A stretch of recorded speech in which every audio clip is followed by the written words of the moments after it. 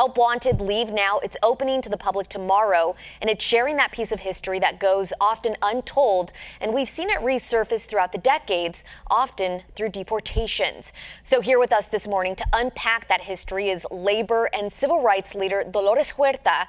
And Dolores, thank you so much for being with us here this morning. It's an honor to have you here. Well, thank you for having me. Yes, of course. We appreciate you making the time. We know that you were a primary curator of this exhibit, and we also know that you decided to focus on the Bracero program and also the deportations that happened during the Eisenhower presidency. Why did you guys choose that time period? Well, I think that this is the time when all of this happened during World War II, and where a lot of the young men, as we know, had to go to serve in the military. So they had a huge labor shortage, to pick all of the crops and to people to feed the nation and to feed the soldiers during World War II. So this is when they needed many, many more people to come in and help. And so they started this huge program called the Bracero program. Bracero means arms. This is what Bracero means. And so they did recruit and brought in many, many hundreds of thousands of workers. And it went on from starting in 1943 right into the 60s. And of course, by that time, they didn't really need that many workers, but they still kept bringing in more and more workers. And then, of course, shortly after that, then they started what they called, as you said, Operation Wetback, and started deporting people. So, we've had this sad history of bringing people in when they need them and then deporting them when we don't. And it's been a pattern in the United States of America. And then the deportations are also met with a lot of racial discrimination. And we've seen that happen not only with Mexican farm workers, we've seen that happen with the Chinese workers that were also brought in to the United States to help them develop some of the agricultural land. And so this is what this exhibit is all about. Yeah, and Dolores, you mentioned it there, right? These workers were brought in and they really kept the economy thriving. They stepped in to fill in a lot of those jobs that were needed during the war. And even though that's historic, you see the photos, they're in black and white, we could still draw some lessons, different parallels that we saw from that point in time. And how would you compare that to what we're even seeing today?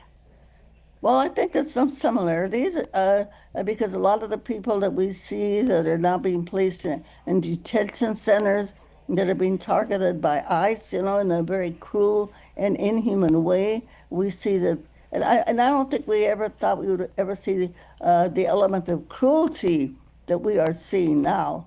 The way that the working people are being treated in these detention centers. So it is something that we have to really look at our country and say, is this who we are? Right. And the other thing is that when these workers were brought in, their conditions were pretty deplorable. So many, many people became very fabulously wealthy because our government gave the employers, whether they were growers or labor contractors, they gave them $1.75 a day per worker. So if they had 100 workers, they were getting hundreds of dollars every single day. And it got to the point where they brought in so many workers that they didn't have enough work for them. And so the workers, instead of, say, working an 8-hour day, they would have one crew that would work 4 hours a day, another crew that would work 4 hours a day. And so they didn't even get a full day's work. So there were many, many abuses of the program, and this went on for years and years and years. And you started to paint it, right? This painful part of history that people are grappling with, learning more about. But through the exhibit, you've had the opportunity to humanize the immigrant population and even a story of resilience. Yes, and when I talk about the fact that they were living in deplorable conditions, oftentimes I remember going to some of these labor camps where they had really, they had like open tanks for them to bathe in.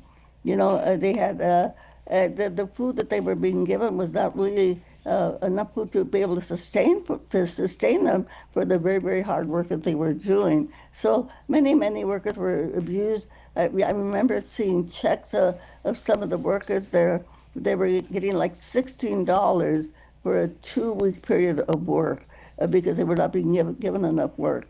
So, as I said before, many people became fabulously wealthy over the Bracero program. And then shortly after, as we know, after the Bracero program, without any legislation at all, many of the braceros got their legalization papers, okay?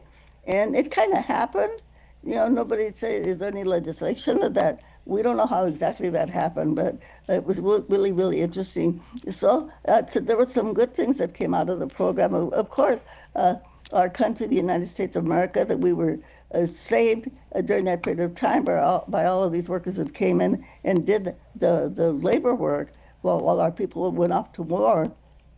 And then the fact that many of them were able to get their legalization status afterwards, I think that was a good thing that came out of the program also. So you're really getting the full scope of that time period. Dolores, thank you so much for joining us here this morning. This is going to be an exhibit that sparks a lot of conversation. Thank you so much. Now, the California Museum's exhibit, Help Wanted, Leave Now, it opens to the public tomorrow. It's going to be on display until January of 2027.